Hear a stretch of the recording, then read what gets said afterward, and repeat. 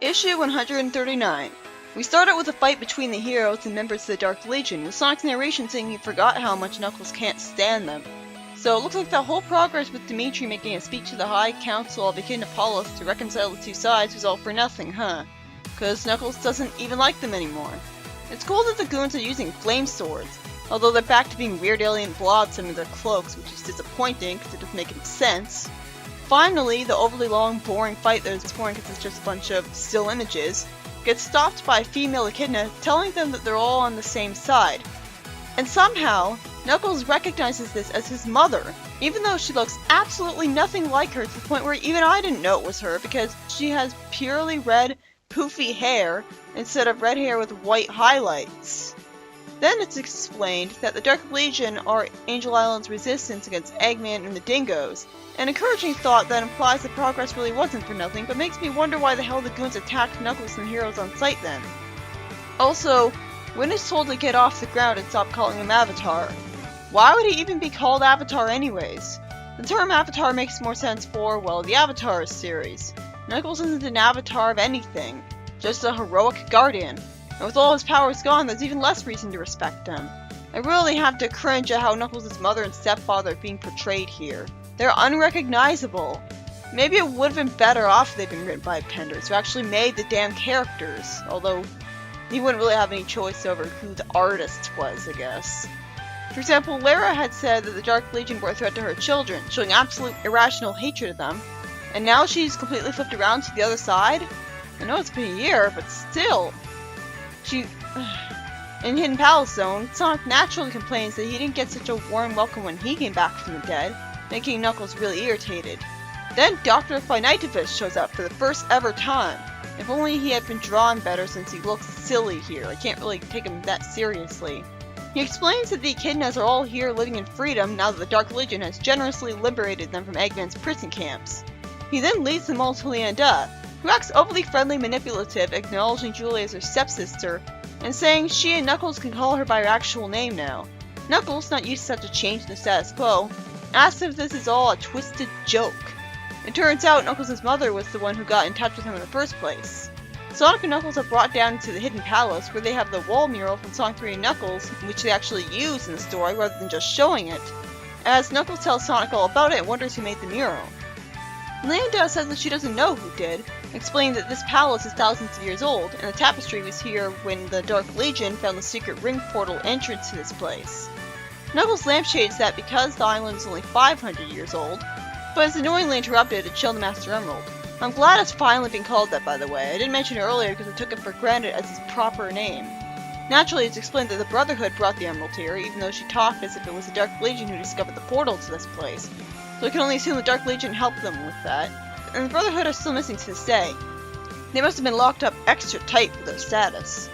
Locke entrusted the care of the Emerald to the Dark Legion since things had finally progressed to good enough relations with them for that, while he would remain behind to face the enemy. Alone. No wonder he got captured. I don't understand why would he face the enemy instead of guarding the Emerald. At least he seemed kinda armored with a shield. Then it's explained that Dimitri is no longer with them, and Leanda says that she's in charge, at last. Did she kill him or put him in prison then? If the former, this proves that the 25 years later arc is in another dimension. Knuckles then screams and doubles over in pain, causing Sonic looking mildly annoyed at the situation to show rare compassion to him by putting his hands on his back and head to comfort him, which is really sweet, while Leanda taunts him, saying that he's not as invincible as the superstitious idiots outside believe him to be. I like that she calls him that, because she's right. So what did Leanda do to him? He's acting like when he was green and in terrible pain from a failed Chaos Siphon attack all over again. Then later, with Knuckles not in pain anymore, he explains that Aurora told him there'd be serious consequences if he came back to life to save the world like a hero, because she's evil like that. Somehow he figures out that instead of giving him energy like he did in the past, the Master Emerald is now sapping him what little he has as a curse. He shows despair that he can't do a thing about it, and Julie shows loyalty to him by kissing his head, saying she has faith in him, causing him to smile all flustered with a heart, which is really sweet and cute, honestly. Mighty finally lampshades while they're sitting here moping instead of cracking more dingo skulls. Isn't Mighty supposed to be too much of a nice guy to talk like that and be that violent? Super strength or not? They're all told by this creepy-looking Dr. Finitevus that their double agent hasn't contacted them yet to tell them where Locke is imprisoned. I'm guessing the only reason that trusting someone so creepy is desperation. And it's not like it's not his fault that he looks like this, because for the most part he could have changed his appearance. Dyed his hair red instead of being like an evil albino and stuff.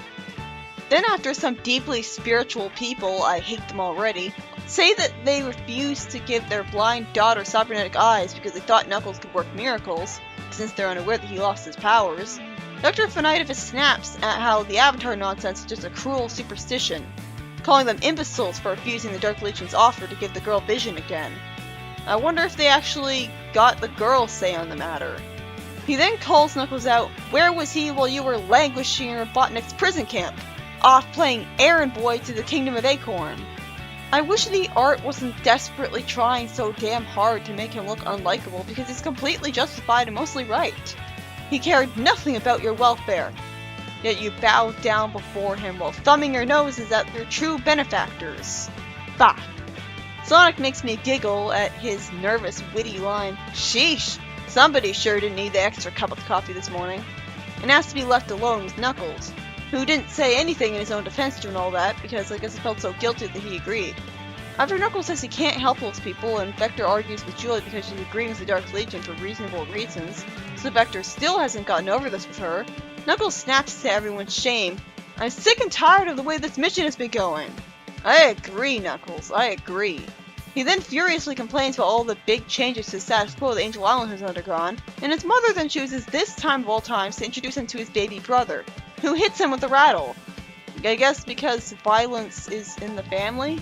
Even though she's not supposed to be a brainless moron. She was always the level-headed, only sane man to Locke. You'd think she'd hide him from Knuckles, or if she wasn't, then why the hell wasn't he with her the whole time instead of just now being introduced to Knuckles at the worst possible moment? This is supposed to be a joke? This whole story is a joke. I mean, I love the concepts, aside from the Knuckles being worshipped bullcrap, and Knuckles' mother and stepfather being unrecognizable as characters, which honestly those two things are enough to ruin the story for me. And that's a shame, because I love the concept of the Echidna people all being freed and helped by the Dark Legion, finally getting to see them portrayed as less than just 100% evil just because they oppose the technology ban. Like it's an illustration of how far things have come since then. And I'm glad they finally introduced Dr. Finaitivus. I looked forward to him, and he got me interested with his cool design and his perfectly logical resentment of Knuckles. And Knuckles having his energy drained by the Master Rumble is interesting. Although, fuck Aurora for doing that to him instead of appreciating him saving the damn world. So, well, I guess that's my summary right there. The story was written by Carl Bollers, but maybe it should have been written by Penders instead, because it takes the respectable and likable characters Lara Lee and Wynn he made and makes them unrecognizable. Wynn is annoying, and Lara is a stupid ditz who doesn't look anything like her, although that's the artist's fault. Now for the next story, which I'm looking forward to in comparison. The servant complains about Sally trying to help because she can't stand anyone else helping in her kitchen. For some reason, Julie shows no awareness of Manic's Casanova nature, saying that she thinks he'd rather be in the game room than hang out with the ugly chameleon girl and the other girls. This is strange considering you'd think she'd know him better after all these years. It makes perfect sense that Manic would be a Casanova like this, playing spin the bottle with girls, because that's how I'd imagine Sonic to be at worst. Ricky Lee, who looks just like Julie when she was younger, making me wonder why she isn't her daughter, says that Lara could always beat up Manic if he gets out of line with his spin the bottle game. Sonia then says she refuses to do anything her brother says. The chameleon girl says that while her younger sister Juanita is annoying at times, especially because of her unpronounceable name, she gets along great with her for the most part, so she can't understand why Sonia would have such a poor relationship with her brother. After Lara says she doesn't trust him, she smirks that Sally and Julie should play the game with him, causing him to hilariously get nervous and run out of the room. I couldn't help but giggle at that. The chameleon then gets all annoyed trying to slap Lara when she realizes that she's dating Rutan.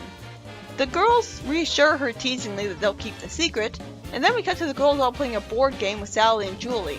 Sonic then impresses Manic with playing pool and teaches him how, and says that there's a lot of things he could do, but he just doesn't get the chance to show him. Naturally, since Eggman's gone, so there's no reason he should teach his untrustworthy son how to spin dash, because who knows what he might use it on. This story was written by Ken Penders, and while it's pretty mundane, being about Lara having a mundane sleepover with her friends and then playing a boring board game with Sally while Sonic plays pool with Manic briefly, instead of Tails, I found myself enjoying it a lot more than the first story. I don't know, maybe it's because in this one the art isn't atrocious, but it's mostly because of all the good character moments. It was interesting seeing more of Sonic's evil son showing his Casanova tendency, which I can imagine Scourge would do too with the game of Spin the Bottle. And then we see Manic and Sonic actually do care for each other sometimes because they start playing pool together, with Sonic teaching him how after Manic is all impressed about it. For the most part though, it's mundane with not much conflict, but it was charming enough. At least it doesn't have two characters that grew attached to being completely unrecognizable.